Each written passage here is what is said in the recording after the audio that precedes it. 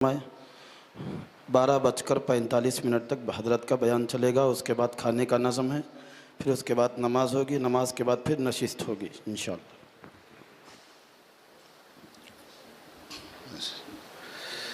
بسم اللہ الرحمن الرحیم۔ الحمد للہ رب العالمین، والصلاة والسلام علی اشرف الانبیاء وسادۃ الاتقیاء وسید المرسلین سیدنا وحبیبنا محمد وعلی آلہ واہل بیتہ وصحبہ اجمعین۔ اما بعد فقد قال اللہ تبارک وتعالی: من یطع الرسول فقد اطاع اللہ ومن تولی فما ارسلناک علیہم حفیظا۔ صدق اللہ العظیم۔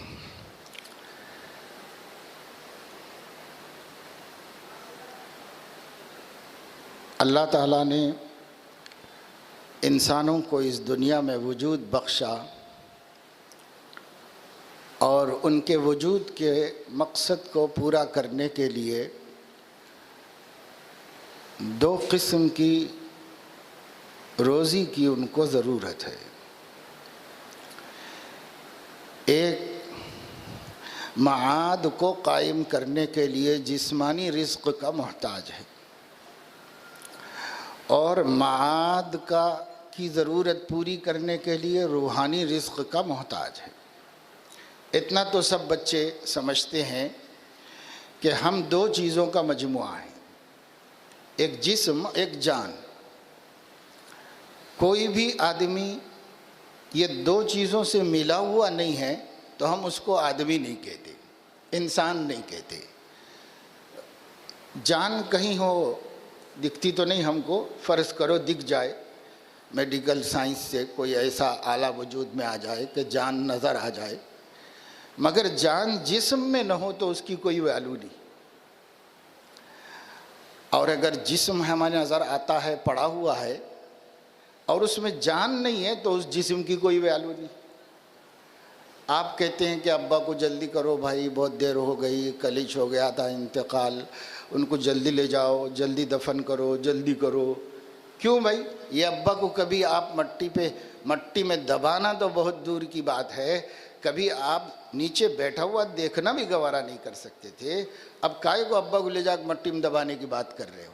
صرف اس وجہ سے نا کہ اس میں اب جان نہیں رہی، جان چلی گئی۔ تو جسم بغیر جان کے اور جان بغیر جسم کے اپنی حیثیت نہیں رکھتی۔ اپنی حیثیت جبھی ہے جب دونوں ایک جا ہوں۔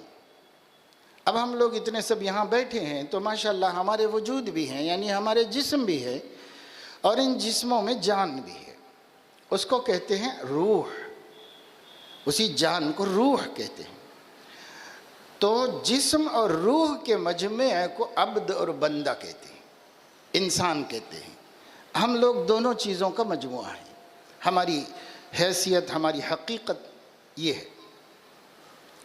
اب یہ جو جسم ہے یہ بھی زندہ رہنے کے لیے رزق کا، روزی کا محتاج ہے،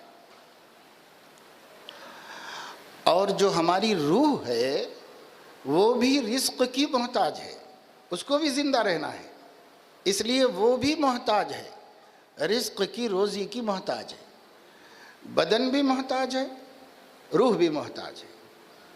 اور اللہ کون ہے؟ اللہ ہمارا خالق ہے۔ ہمارے جسم کا بھی خالق ہے، ہماری روح کا بھی اللہ ہی خالق ہے، اور خالق ہونے کے ساتھ مالک بھی ہے۔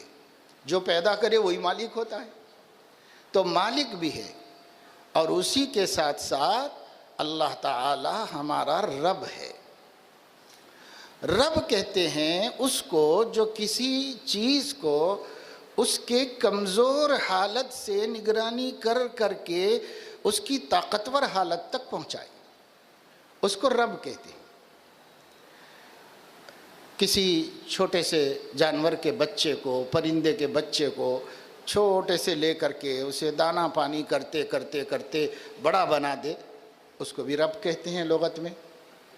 کسی پودے کو چھوٹا سا پودا لگا کے اس کی نگرانی نگہداشت کر کے دھوپ سے پانی سے بچاتے بچاتے بڑا درخت بنا دے، یہ بھی ربوبیت ہے۔ یہ بھی پرورش کرنا ہے۔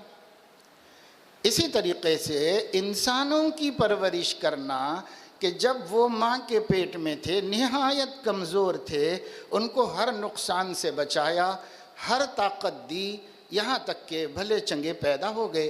اب پیدا ہو کے بھی بہت ضعیف اور کمزور تھے، ان کی نگہداشت کرنا، آہستہ آہستہ بڑھانا، یہاں تک کہ 20-25 سال کا طاقتور جوان بن جائے۔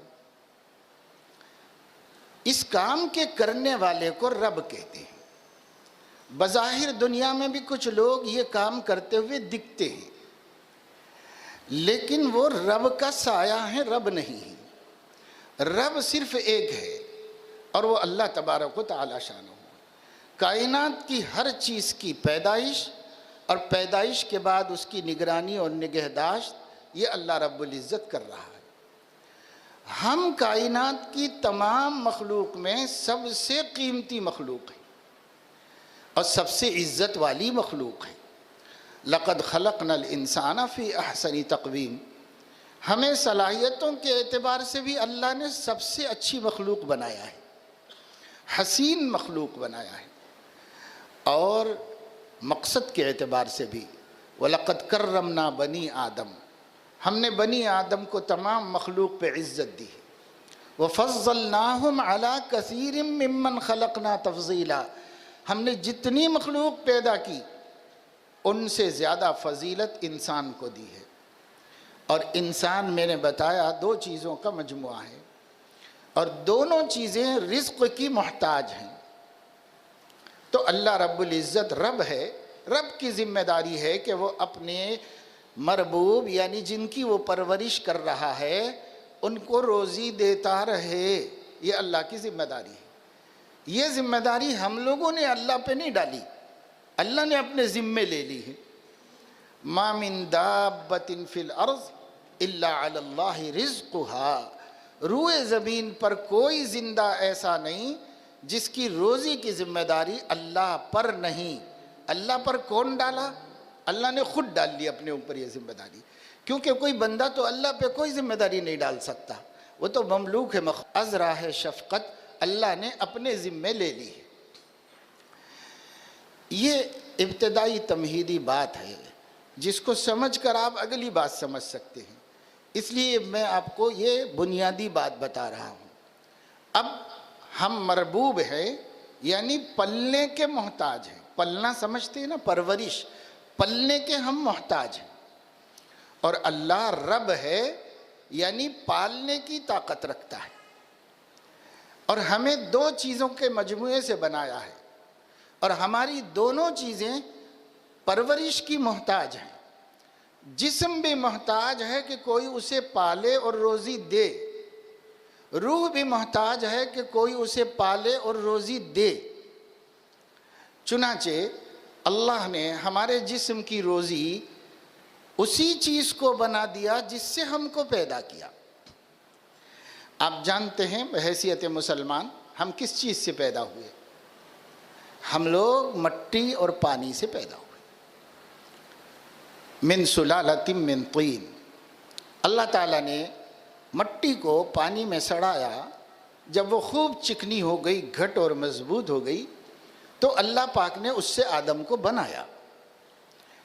پہلا انسان جس چیز سے بنا سب لوگ اسی چیز سے بنے۔ اس لیے اللہ نے قرآن میں فرما دیا کہ تم کو میں نے کھڑکتی مٹی سے پیدا کیا ہے، اور وہ مٹی پانی میں بھگا کر سڑائی گئی، ہم اس سے ہمارا جسم بنا۔ جسم جب مٹی اور پانی سے بنا تو اس جسم کو باقی رکھنے کے لیے کیا دینا چاہیے؟ تو مٹی پانی دینا چاہیے۔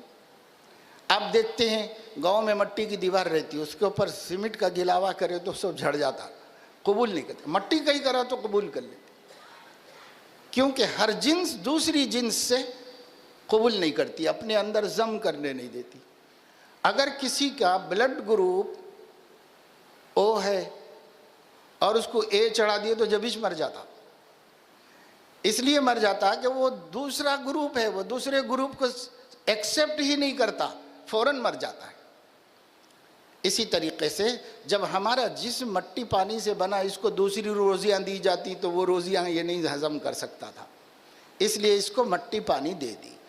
البتہ اللہ کا کرم یہ ہے کہ اللہ نے یہ نہیں فرمایا میرے بندو تم لوگ مٹی پانی سے بنے ہو، روزانہ تھوڑی مٹی کھا لے کے تھوڑا پانی پی لیا کرو، ایسا نہیں کہا اللہ نے۔ چونکہ اللہ نے ہمیں عزت دی ہے، اس عزت کے تقاضے سے اسی مٹی پانی کو کبھی چنے کی دال بنا دیا، کبھی مونگ کی دال بنا دیا، کہیں مسور کی دال بنا دیا، کہیں کچھ بنا دیا، کہیں کچھ بنا دیا، کبھی اللہ تعالیٰ نے اس کو دھان بنا دیا، چاول، گیہوں، باجرہ، جوار، مختلف غلے بنا دیے، اور کبھی اللہ تعالیٰ نے اس کو جام بنا دیا، آم بنا دیا، موز بنا دیا، انگور بنا دیا۔ کوئی بھی چیز کی حقیقت پر آپ غور کرو، آپ لوگ پڑھتے ہو کالجز میں، اس میں ایگریکلچرلی اگر آپ اس پر غور کریں گے آپ کو پتہ چلے گا ہر چیز مٹی پانی سے بنی ہے۔ جتنی آپ کھاتے ہیں، آپ کچھ بھی کھاتے ہوں گے، وہ سب مٹی پانی ہے۔ اسی مٹی سے پھل بنتے ہیں، پانی سے پھل بنتے ہیں، غذا وہیں سے ملتی ہے سب کو۔ تو اللہ نے ہماری عزت کے خاطر اگر ہم سے یہ فرما دیتا مٹی کھا لو، پانی پی لو، جیتے رہو اور آخرت کی تیاری کرو، تو بھی چلتا تھا کام، ہمارا جسم باقی رہتا تھا۔ لیکن اللہ رب العزت نے عزت دینا چاہا انسانوں کو، اس لیے انسانوں سے فرمایا کہ تم کو ہم بہت عزت کے ساتھ کھلائیں گے، وہی مٹی کھلائیں گے مگر بہت عزت کے ساتھ کھلائیں گے۔ تو اللہ پاک نے عزت سے، اب دیکھیے وہ مٹی روز جسم میں جاری اور وہ پانی جا رہا، اپن مضبوط ہیں، طاقتور ہیں، اٹھنا آ رہا، بیٹھنے آ رہا، پھرنے آ رہا، پڑھنے آ رہا، آنکھ دیکھ رہی، کان سن رہے، زبان بول رہی، سب کس سے ہے؟ اسی غذا سے ہے جو اللہ نے ہمیں رزق کے طور پر دے رکھی ہے، اور اسے ہم کھاتے پیتے ہیں۔ اب ہمارا دوسرا پارٹ ہے روح، جس سے ہم بنے ہیں۔ یہ روح جو ہے، اس کو روزی کیسا ملنا؟ اس کو بھی روزی کی ضرورت ہے۔ تو جیسے جسم کو جسم کی حقیقت سے اللہ نے روزی دی ہے تاکہ وہ مضبوط رہے، روح کو بھی روح کی حقیقت سے روزی دیتا ہے تاکہ وہ مضبوط اور طاقتور ہو جائے، ہیلتھی ہو جائے۔ روح کی حقیقت کیا ہے؟ یسألونک عن الروح قل الروح من امر ربی۔ لوگ آپ سے پوچھ رہے روح کیا ہے، آپ کہہ دیجئے کہ میرے رب کے حکم سے بنی، میرے رب کا حکم۔ تو روح کی حقیقت اللہ کا حکم، لہذا اب روح کو روزی دینا ہے، اس کو طاقتور بنانا ہے، ہیلتھی بنانا ہے، تو اس کو وہی کھلانا پڑے گا جس سے وہ بنی ہے۔ کس سے بنی ہے؟ امر رب سے بنی ہے۔ تو امر رب روح کی روزی کے طور پر ہمیں دینا اللہ کی ذمہ داری ہے۔ جیسے جسم کی روزی اس نے زمین میں پھیلا دی ہے، روح زمین میں کہیں سے بھی نکالتا ہے، یا گٹلی پیرو وہاں سے نکال کے دے دیتا ہے، یا بہانے کے طور پہ دانہ ڈال دو وہاں سے نکال کے دے دیتا ہے، پودا لگا دو وہاں سے نکال کے دے دیتا ہے۔ تو اللہ نے زمین میں رکھ دی، ہم نے تم کو پیدا کیا زمین، وَجَعَلْنَا لَكُمْ فِيهَا مَعَائِشْ، روئے زمین ہی میں تمہاری روزیاں رکھ دیں، اور تمہاری حیات کی ضرورتیں اللہ نے اس میں رکھ دیں، سب اسی میں سے ملتا ہے۔ یہ کپڑے کی ہماری ضرورت ہے جسم کو، یہ کپڑا بھی زمین میں سے نکلتا ہے۔ کپاس کہاں پیدا ہوتی ہے؟ پھر وہ جا کے میلوں میں ادھر ادھر ہو کر کے ہمارے لیے کپڑا بن کے آتی ہے، لیکن اللہ نے کہاں رکھی؟ اللہ نے زمین میں ہی رکھی ہو، ہر ضرورت انسان کے جسم کی زمین میں رکھی ہے۔ اور اللہ تبارک و تعالی شانہ نے ہمارے لیے ہماری روح کی روزی کا بھی انتظام کر دیا ہے۔ وہ امر رب ہے، وہ کہاں سے آتی ہے؟ تو وہ آسمانوں سے آتی ہے، اس کا ذریعہ وحی ربانی ہے، اس کا نزول نبی کے قلب پر ہوتا ہے، اور نبی کی زبان مبارک سے امت کو وہ روزی ملتی ہے جس روزی کو لے کر وہ اپنی روح کو ہیلتھی بنا سکتا ہے، نہیں تو اس کی روح کمزور پڑ جائے گی، اس کی روح مردہ ہو جائے گی، اور جب روح مردہ ہو جائے تو اس جسم کو انسان کے نام سے یاد نہیں کیا جا سکتا۔ یہ انسان جب تک ہی ہے جب تک کہ روح بھی اس کی ہیلتھی ہو اور اس کا جسم بھی ہیلتھی۔ آج میرے عزیزوں اور میرے پیارے بچوں، पूरी जिंदगी अरब की, अजम की, यूरोप की, चाइना की, अमेरिका की, कनाडा की, जर्मनी की, पूरी दुनिया की हरकतों को देखो। पूरी दुनिया मुतहर्रिक है और दिन रात तहकीकात कर रहे हैं, साइंटिस्ट बन रहे हैं, डॉक्टर बन रहे हैं, इंजीनियर बन रहे हैं, और वो लोग फिर मेहनत कर रहे हैं, फिर उनसे और काबिल और माहिर लोग पैदा हो रहे हैं, फिर वो मेहनत कर रहे हैं। सब का रिजल्ट क्या है? जिसमें इंसानी को ग़िज़ा अच्छी मिलती रहे। सब मेहनतों का खुलासा यह है, इंसान के जिस्म को अच्छी ग़िज़ा मिलती रहे। पूरी दुनिया की कंट्रीज़ साइंस के लिए करोड़ों डॉलर खर्च कर रही है, लेकिन उससे जो रिज़ल्ट आ रहे हैं, उस रिज़ल्ट का कभी आपकी रूह को फ़ायदा नहीं पहुंचता। उसके नतीजे सब आपके जिस्म को फ़ायदा पहुंचाते हैं।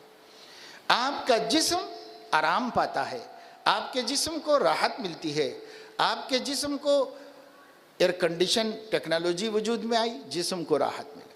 पंखे बने, जिस्म को राहत मिली। बल्ब बने, जिस्म को राहत मिली। अच्छे अच्छे सिविल इंजीनियर्स बने, बेहतरीन कंस्ट्रक्शन हुआ, जिस्म की राहत का सबब बना। और अच्छे अच्छे पकवान निकले, जिस्म को राहत मिली। अच्छी अच्छी पैदावार ज़मीन से निकाली जा रही है, नित नए फल पैदा किए जा रहे हैं साइंसी तहकीकात से, जिस्म को राहत मिल रही।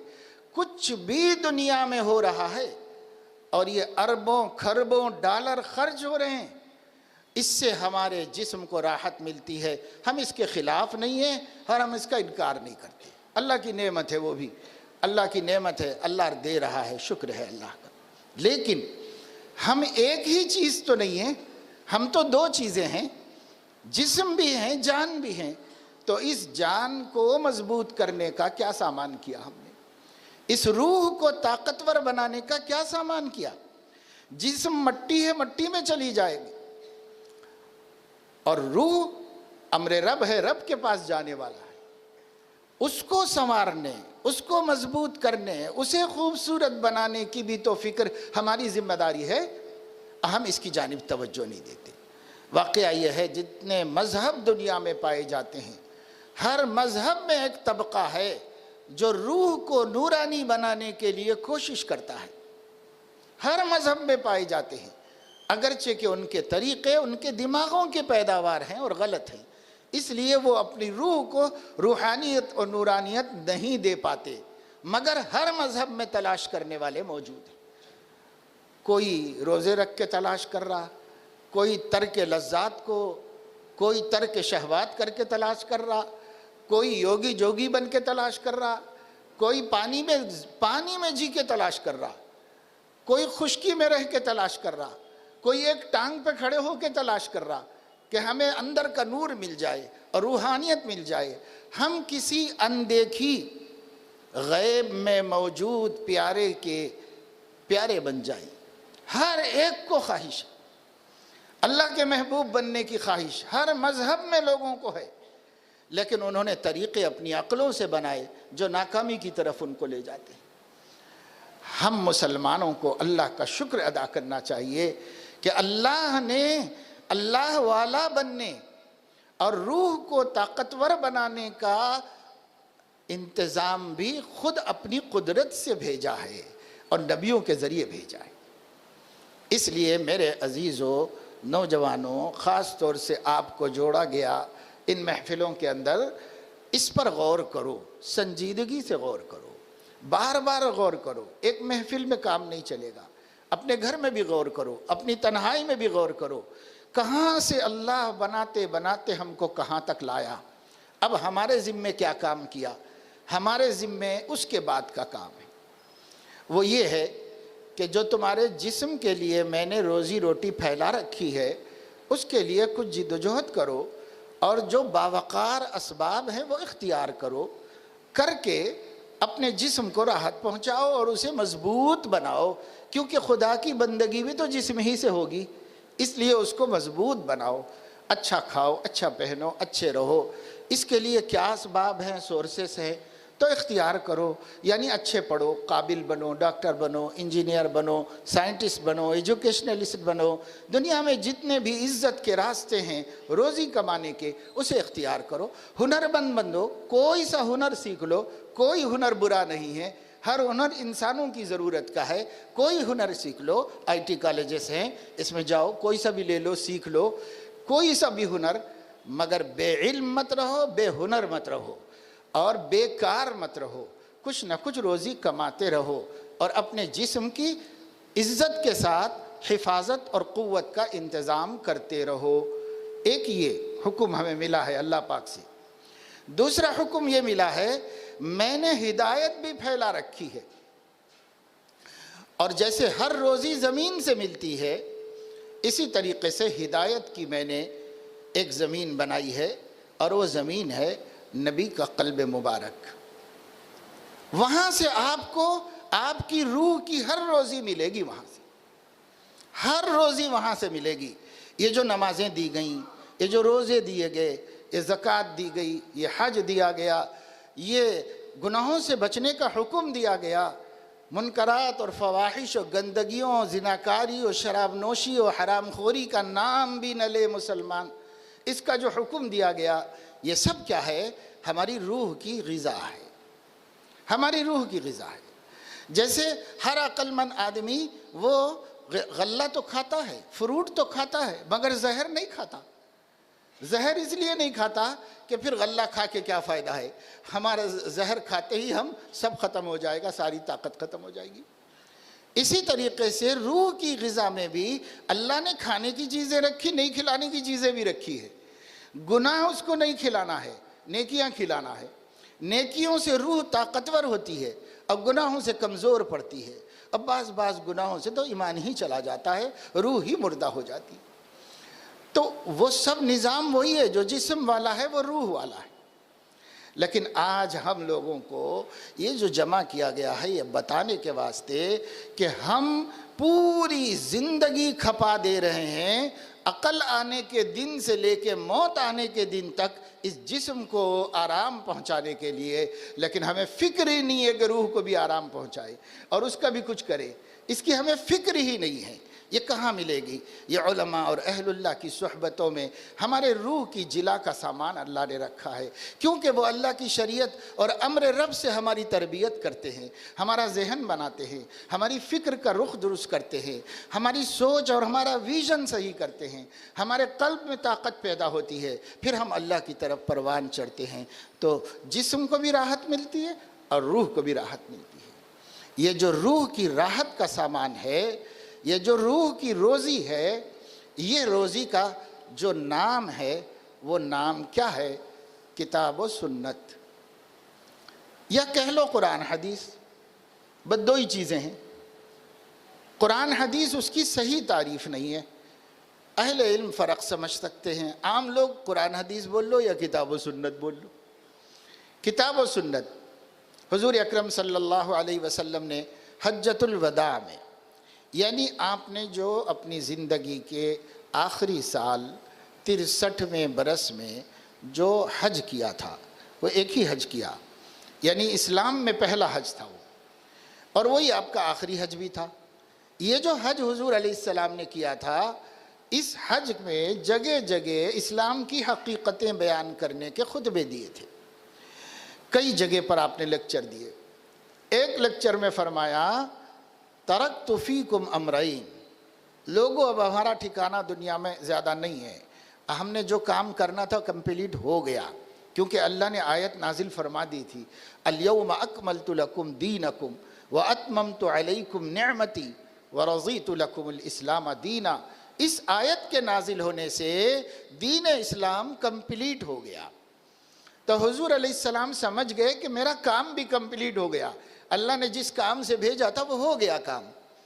تو امت سے کیا فرمایا؟ امت سے فرمایا، دیکھو بھائی اب ہم زیادہ دن رہیں نہ رہیں، آپ لوگوں یہ نہ سمجھو کہ نبی چلے گئے تو اب ہم کیسے ہدایت پہ رہیں، ایسا مت سمجھو، میں قیامت تک کا نبی ہوں، دو چیزیں پیچھے چھوڑ کے جا رہا ہوں، اگر تم اس سے چمٹے رہے تو تم کبھی گمراہ نہیں ہو سکتے قیامت تک۔ اب کوئی نبی آنے والا نہیں ہے، میں آخری نبی، اور میں امام الانبیاء، میں افضل الانبیاء، میں منبع نبوت، میں ہی سرچشمہ ہدایت، جب میں چلا گیا تو اب کوئی بھی آنے والا نہیں۔ جتنے ستارے چمک رہے تھے وہ سورج کے نہیں نکلنے کی وجہ سے چمک رہے تھے، اور چاند بھی دمک رہا تھا تو سورج نہیں تھا اس وجہ سے دمک رہا تھا، لیکن صبح کو سورج نکل گیا تو نہ چاند فنا ہوا نہ ستارے ختم ہوئے، البتہ سورج کی روشنی میں چھپ گئے، دکھ نہیں رہے ہیں، سورج کی روشنی غالب آ گئی ان کے اوپر۔ اسی طرح آدم علیہ السلام سے لے کر عیسیٰ علیہ السلام تک 1,24,000 نبی سب کے سب ہدایت کے چاند تھے، ہدایت کے نجوم اور ستارے تھے، لیکن یہ ستارے کہیں نہیں گئے ہیں، سب چمک رہے ہیں، پر سورج نکل گیا ہے نا، اس لیے سب اس کے پیچھے چھپ گئے۔ حضور اکرم صلی اللہ علیہ وسلم ہدایت کا سورج ہے، ضرورت نہیں، نکلے بھی تو دکھتا نہیں، ستاروں کو نکلنے کی ضرورت نہیں، نکلے کے سامنے کچھ بھی نظر نہیں ہے۔ ہاں ہادی ہیں تو ان کی امت ہدایت کا کام کرتی رہے گی، ان کی امت انہی کے دین کی حفاظت کا کام کرتی رہے گی، یہی غذا روح کی قیامت تک کے لیے ہے، اب نئی غذا کی ضرورت نہیں۔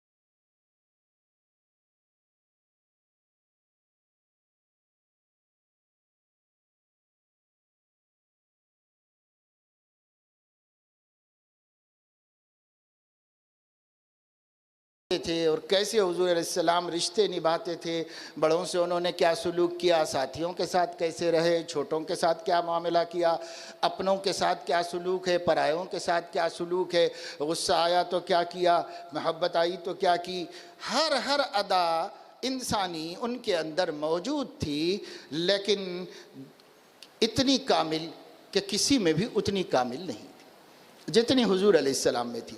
آپ کو سب دیکھنا ہے، انہوں نے شادی بھی کی ہے، ان کی اولاد بھی ہوئی ہے، انہوں نے بچوں کی پرورش بھی کی ہے، انہوں نے لوگوں کو پڑھایا بھی ہے، انہوں نے لوگوں کی تربیت بھی کی ہے۔ کیا نہیں ہے نبی؟ جتنی انسانوں کو ضرورت پڑتی ہے ان سب روپوں میں اللہ کے نبی کو آپ دیکھ سکتے ہیں۔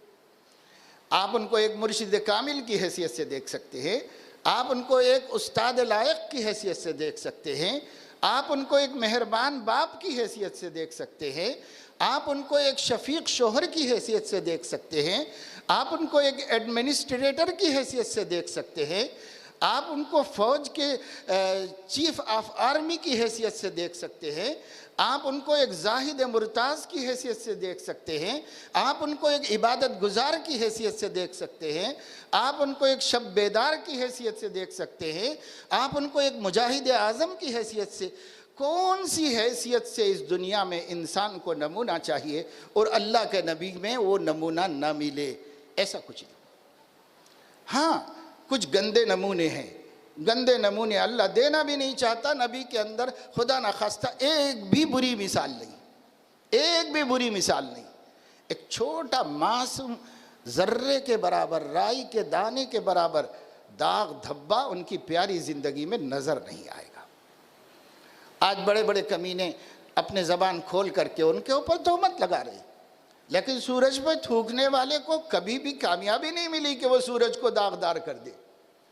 آقا صلی اللہ علیہ وسلم کی پیاری زندگی کو جنہوں نے پیدائش سے لے کر 60 برس تک دیکھا، وہ ایک تہمت نہیں لگا سکے، اب 1400 سال کے بعد تہمتیں لگانے کا فائدہ کیا ہے؟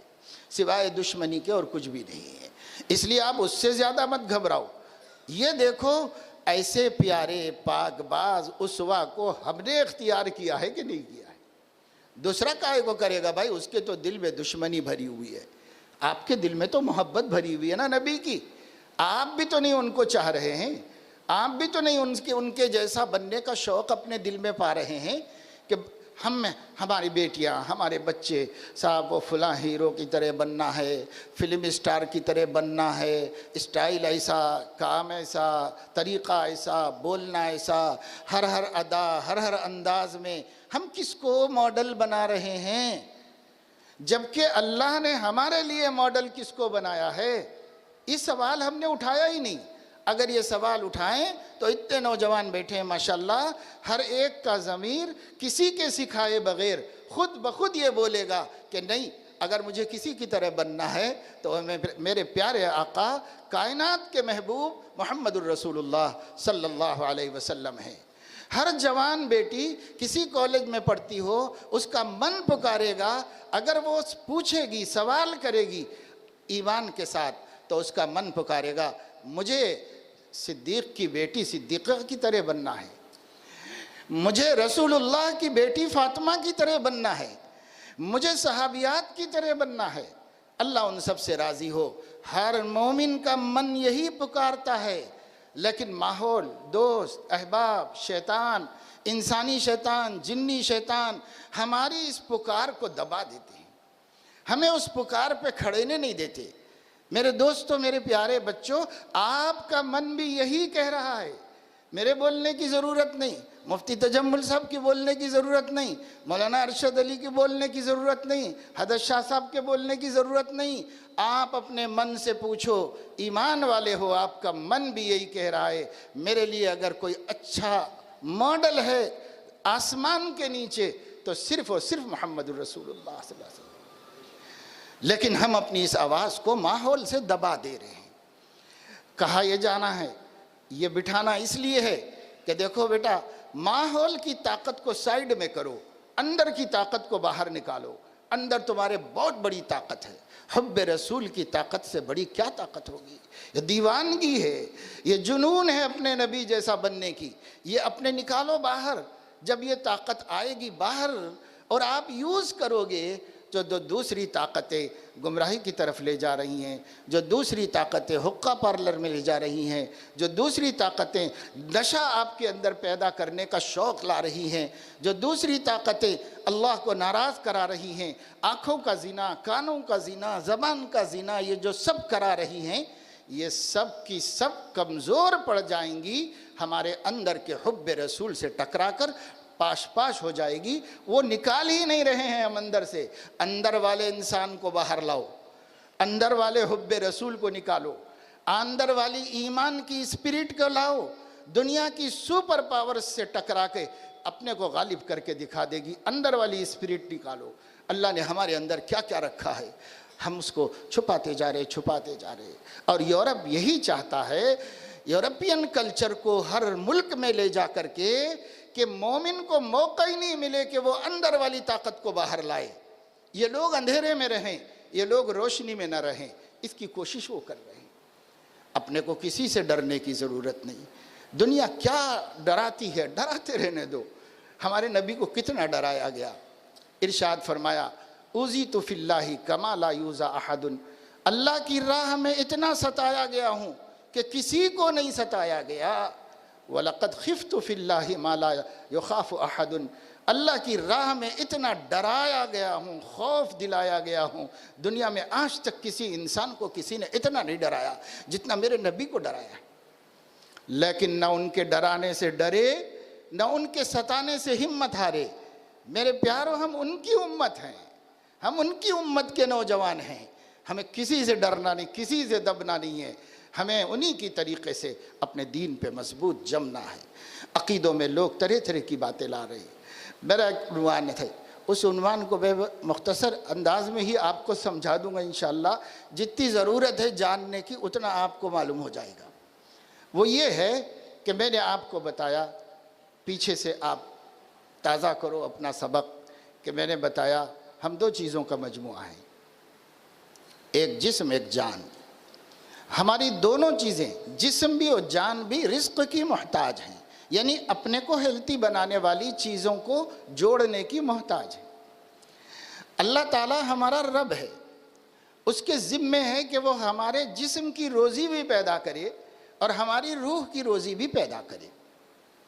اس کے سسٹم نے جسم کے لیے جسم کو جو چیز جچتی ہو وہ پیدا کر دی، اور روح کے لیے جو چیز روح کے مناسب تھی وہ پیدا کر دی۔ ہماری جسم کی روزی وہ ساری چیزیں ہیں جو مارکیٹ میں ہم دیکھ رہے ہیں، اپنے گھر کے دسترخوان پہ دیکھ رہے، کھا رہے پی رہے، جنہیں اللہ نے ہمارے لیے حلال کیا ہے، وہ سب ہماری جسم کی روزی ہے۔ اور ہماری روح کی روزی کیا ہے؟ کتاب اللہ، سنت رسول اللہ، یہ ہماری روح کی روزی ہے۔ جسم کی روزی 3 وقت، اور وہ 3 وقت کے علاوہ پھر الگ۔ حیدرآباد والے تو 5 وقت کھاتے ہیں، ہم لوگ 5 وقت کھاتے ہیں۔ ایک تو صبح اٹھنے کے ساتھ ہی کچھ تو بھی چھوٹا موٹا ہونا، پھر اس کے بعد پورا پک گئے بعد دسترخوان بچھے بعد ایک ناشتہ ہونا۔ ناشتہ اس کو بولتے ہیں لیکن پورا کھانا ہوتا ہے وہ، سمجھے تھے؟ ناشتہ 2 ہو گئے، اور تیسرا دوپہر ہوتے ہی دسترخوان تیار۔ اب پھر اس کے بعد چوتھا عصر کے بعد تھوڑا سا ریفریشمنٹ، اب پھر اس کے بعد عشاء کے بعد پھر سے دسترخوان بچھا ہوا۔ ہمارے اتنا شاید دنیا میں کوئی بھی نہیں کھاتے۔ عرب لوگ بھی 2 ٹائم کھاتے ہیں، شمالی ہندوستان میں بھی 2 ٹائم کھاتے ہیں، بہار والے بھی 2 ٹائم کھاتے ہیں۔ وہ ہم لوگ ادھر ایسے خاص کھانے والے لوگ ہیں جو 5 وقت کھاتے ہیں۔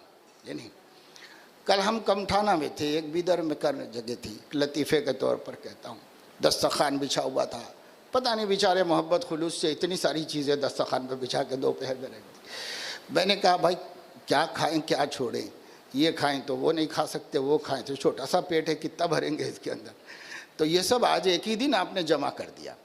اب میں تو چلا تھا گھر سے کم کھانے کے واسطے، اور آپ لوگ تو اتنا کھانا نکال کے رکھ دیے، تو بولے کم کھانا، کم ٹھانا ہے یہ۔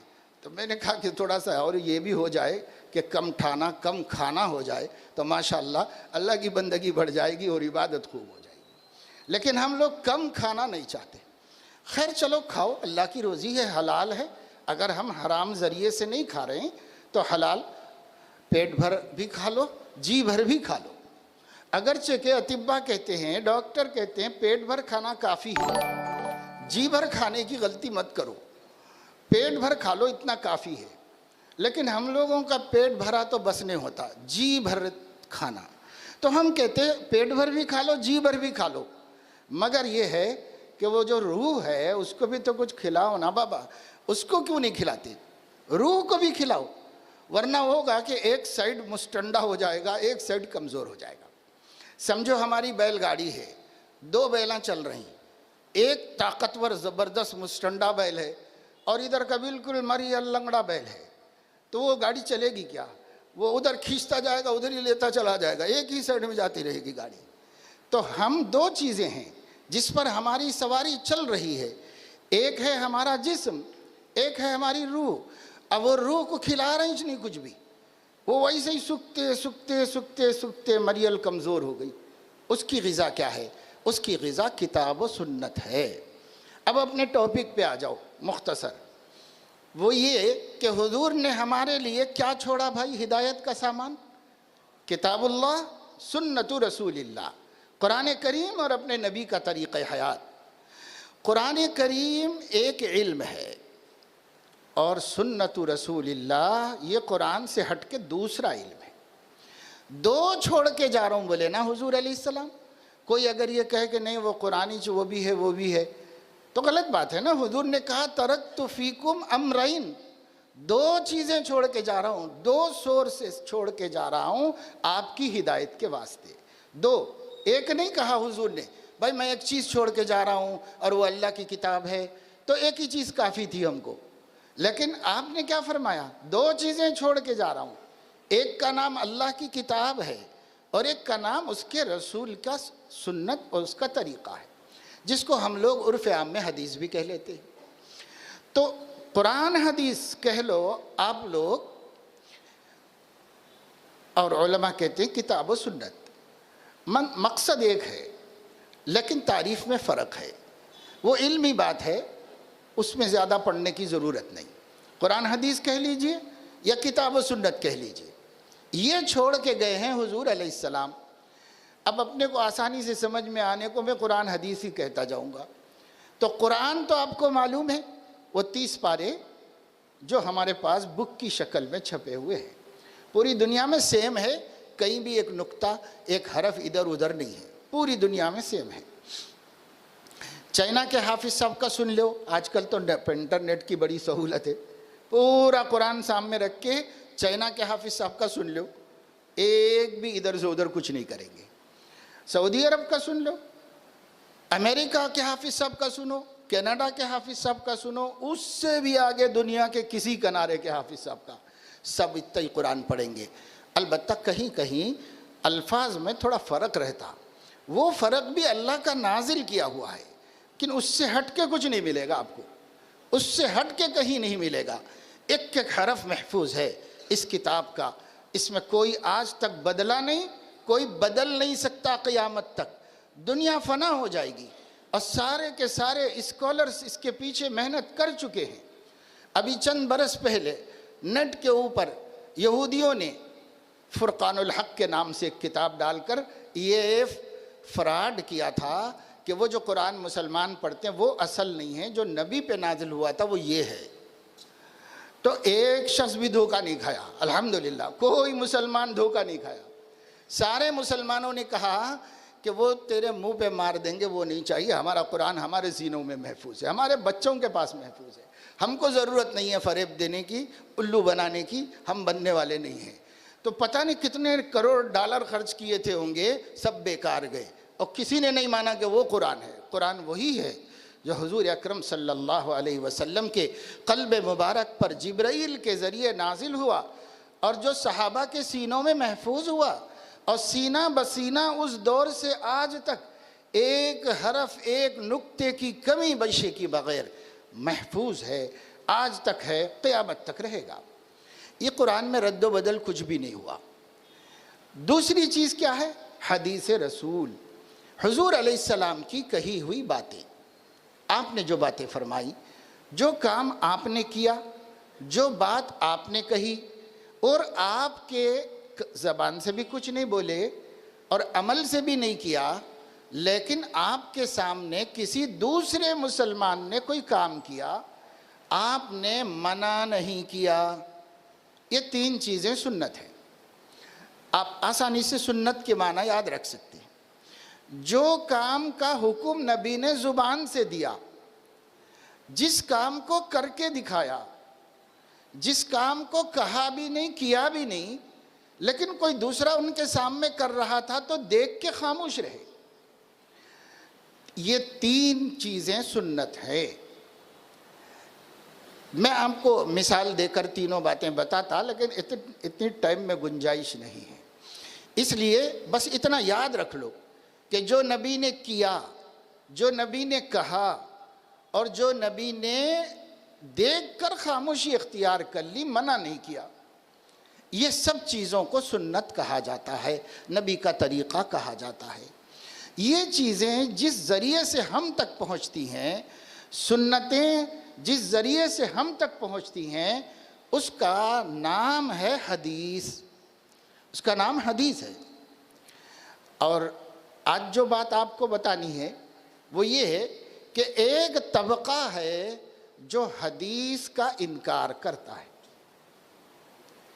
پہلے زمانے میں بھی تھا, اللہ کے نبی صلی اللہ علیہ وسلم کے ہجرت کے 50 سال تک تو نہیں تھا, اس کے بعد سے آہستہ آہستہ یہ خیالات شروع ہوئے, اور ہوتے ہوتے ہوتے ہوتے پہلے اکے دکے لوگوں کے خیالات تھے, آگے چل کر کے وہ بن گئے نظریے, اور اس بن گئی جماعت, ایک گروہ, ایک پارٹی, ایک باقاعدہ دعوت دینے والے, باقاعدہ طور پر ایک مذہب آگے چل کے بن گیا. وہ اس دور میں ہے, خاص طور سے جو لوگ زیادہ تعلیم یافتہ ہیں, اتفاق سے اگر ان لوگوں کو شروع ہی سے علماء کی صحبت نہیں ملی, یا دینی مجلسوں میں شرکت کے مواقع نہیں ملے, پیچھے سے ابا بھی انگلش میڈیم, دادا بھی انگلش میڈیم, ایسا جو پیچھے سے چلے آ رہے ہیں, ان کو کبھی ایسے بہت نوجوان ہیں, آپ تعجب مت کیجئے, آپ تو ماشاءاللہ مسجد میں بیٹھے ہوئے ہیں, آپ کے دوستوں میں ملیں گے ایسے, بلکہ 40, 50, 60 برس کی عمر تک ایسے لوگ پائے جاتے ہیں جن کے پشتوں میں سب انگلش میڈیم ہیں اور سب مشنری میں پڑے ہوئے ہیں اور جنہیں موقع نہیں ملا اسلام کو جاننے کا، ہے مسلمانوں ہی کی اولاد ہے، لیکن انہیں نہیں پتا چلا کہ اسلام کیا ہے، اس کو جانے، موقع نہیں ملا، اس طرف توجہ نہیں دی انہوں نے۔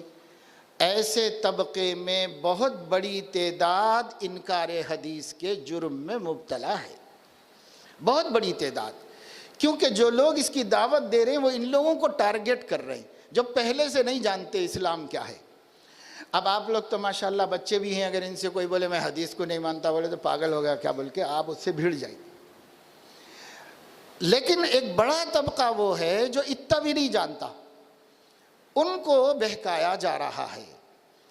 اور میں تو تقریباً آج سے 40 برس پہلے سے حیدرآباد میں ان لوگوں کو جانتا ہوں جو عثمانیہ یونیورسٹی میں اور بڑی بڑی یونیورسٹیز میں باقاعدہ محنت کر کے لوگوں کو انکار حدیث کا قائل کر چکے ہیں اور اپنا لیے ہیں۔ آج بھی حیدرآباد میں یہ کام چل رہا ہے، آج بھی لوگ حدیثوں میں طرح طرح کے اعتراضات پیدا کرنا، کنفیوز کرنا، یہی کام کرتے ہیں۔ حالانکہ حدیث میں کنفیوژن ہوتا تو پہلے صدی میں ہو جانا چاہیے تھا، صحابہ کو ہی ہو جانا چاہیے تھا، نہ صحابہ کو ہوا، نہ تابعین کو ہوا، نہ فقہا کو ہوا، نہ محدثین کو ہوا جنہوں نے حدیثیں جمع کر کے رکھی ہیں، ان کو بھی کبھی اشکال نہیں ہوا، ان کو بھی کبھی اعتراض نہیں ہوا کسی بات پر۔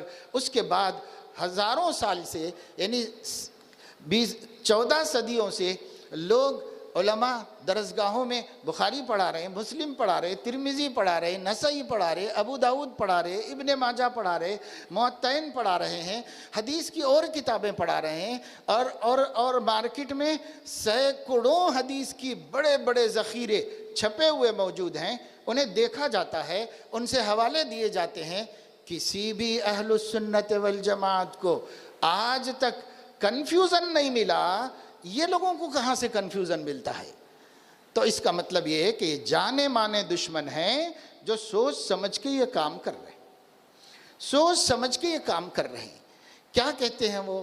چند باتیں میں آپ کو بتاتا ہوں۔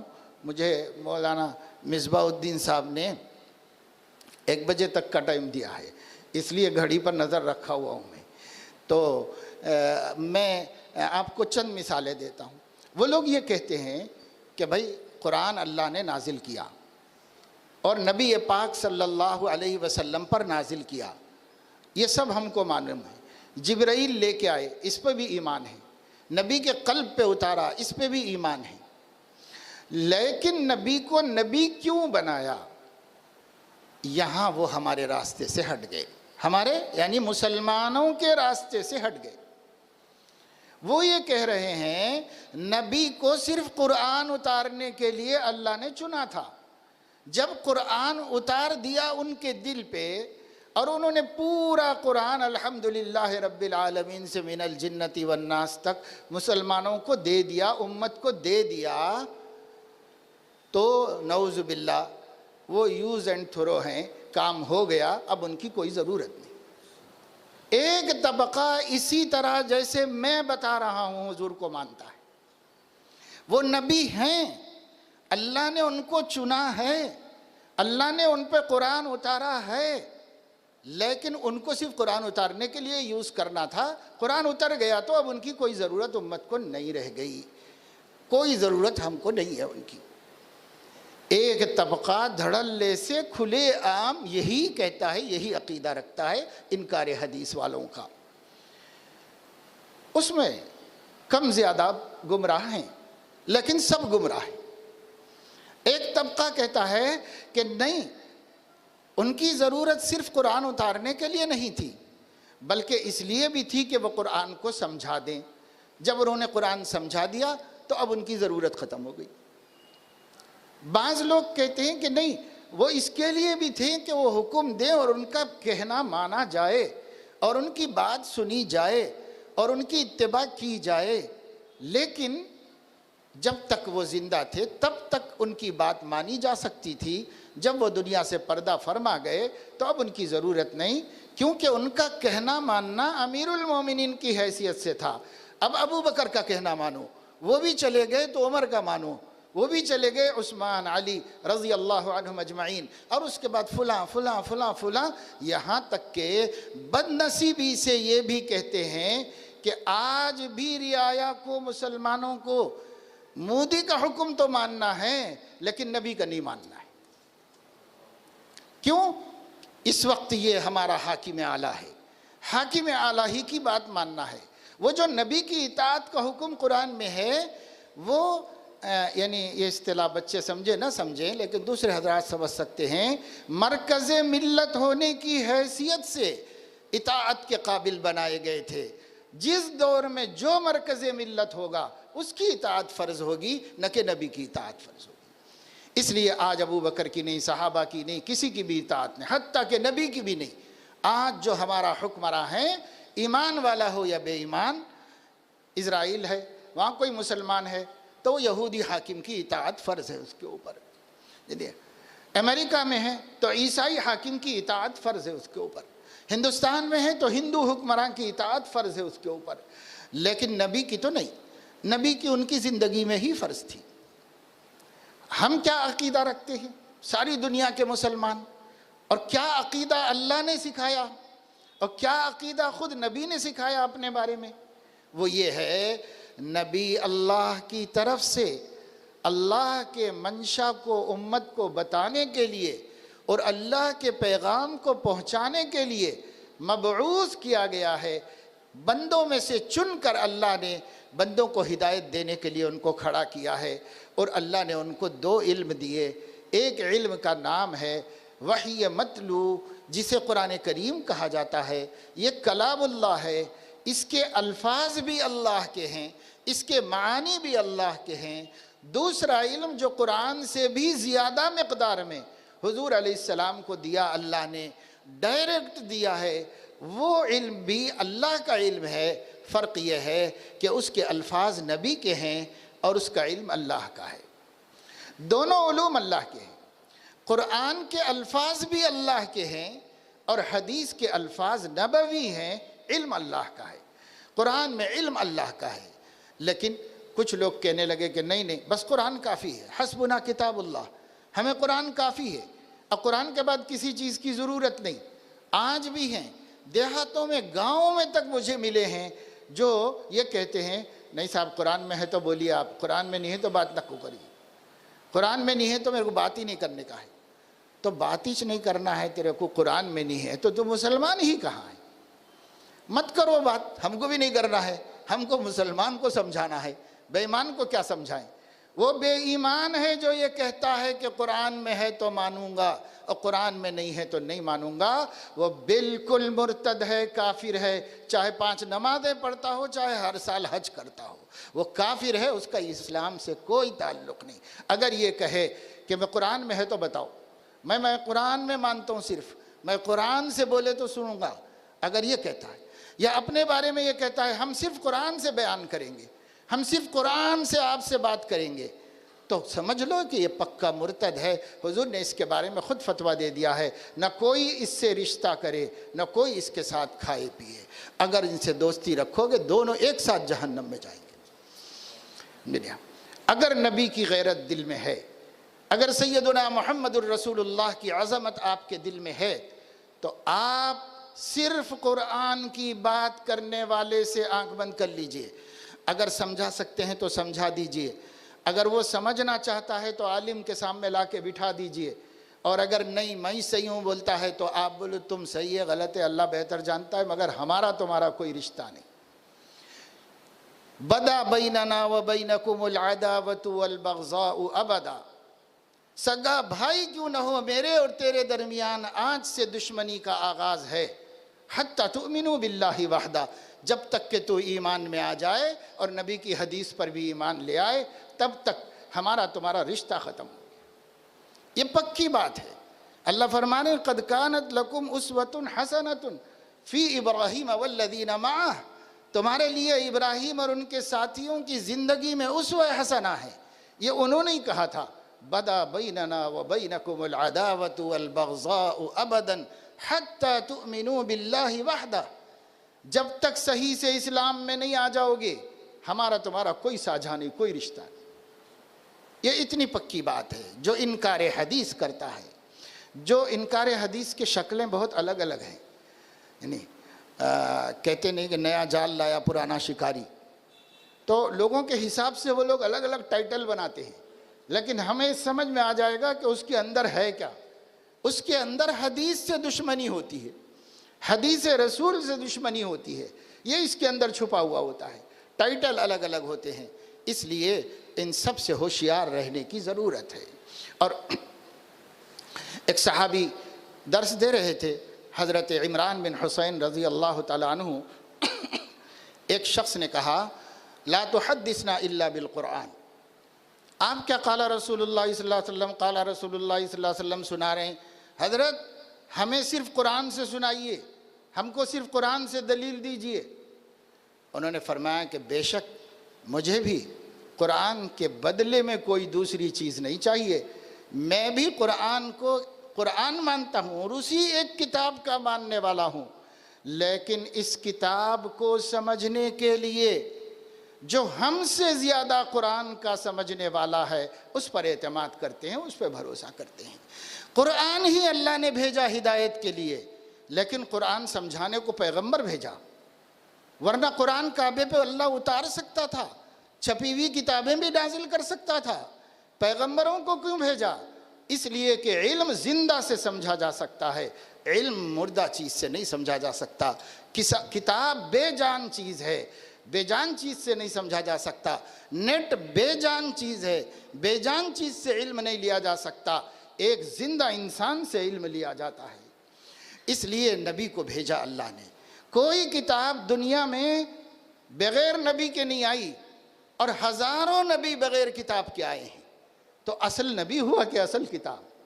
لیکن اسلام میں ہمارے علم کی جڑ بنیاد قرآن کریم ہی ہے بے شک، لیکن قرآن بغیر نبی کے سمجھا نہیں جا سکتا.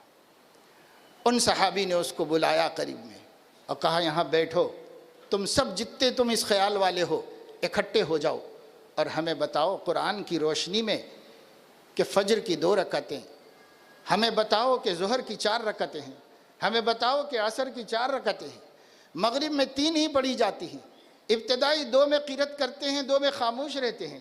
یہ سب بتاؤ قرآن میں.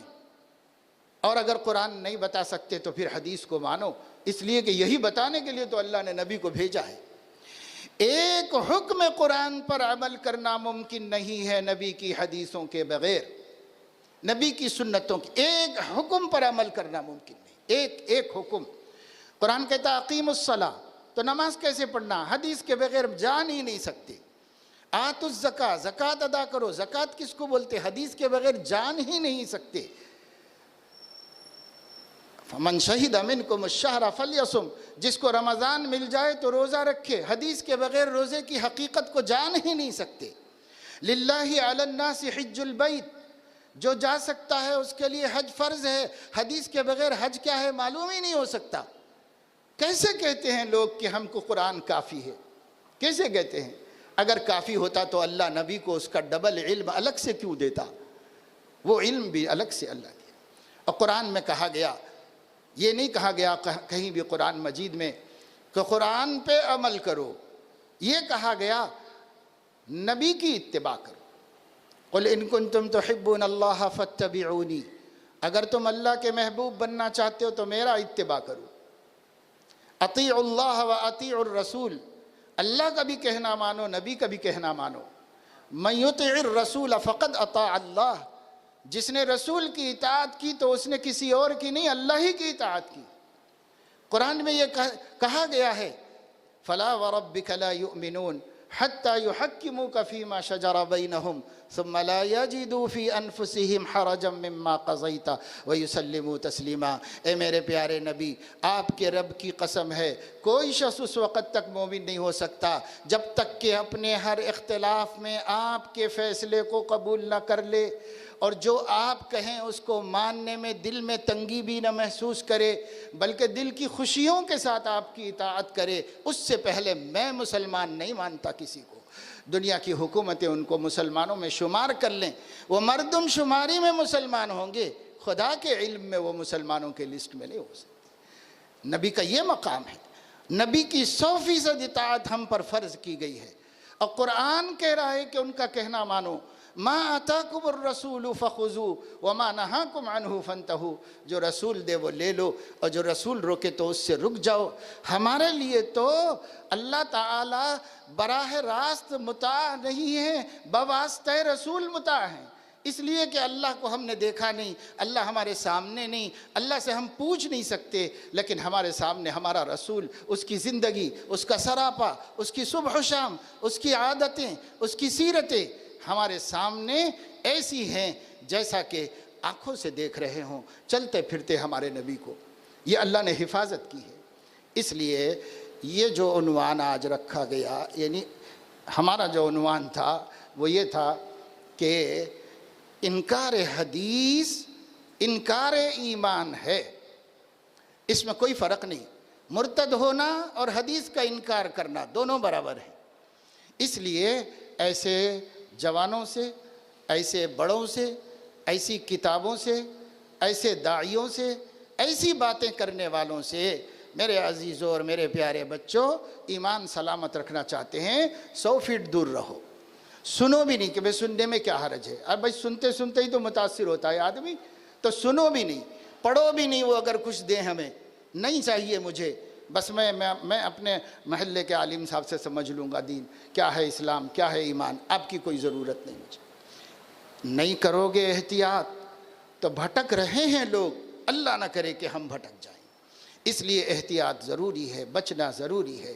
یہ پروگرام کا یہ مقصد ہے، اور فتنے بھی کل سے مسلسل آپ سن رہے ہیں، شام تک سنتے رہیں گے۔ مقصد تعارف ہے تاکہ ہم اپنے کو بچا سکیں، مقصد ان کے پیچھے جتنی علماء کو طاقت ہے الحمدللہ ان کو دفع بھی کر رہے ہیں، لیکن آپ کو بٹھا کر اتنا سارا سمجھانا، آپ کو ان خطروں سے بچانا ہے کہ ان خطروں سے بچ جائیں۔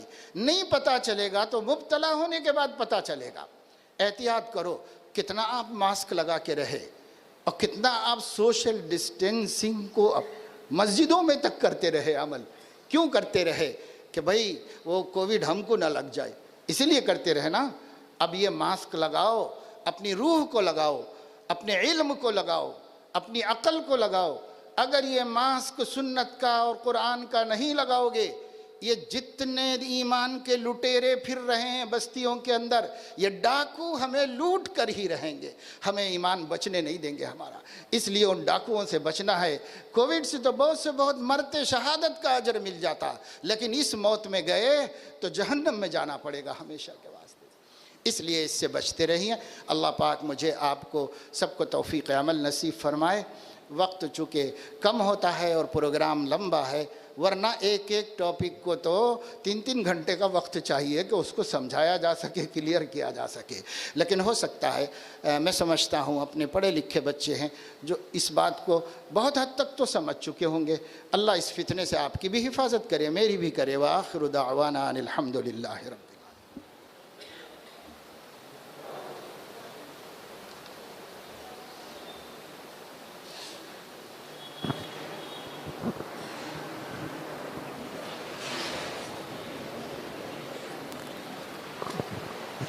جزاکم اللہ خیر۔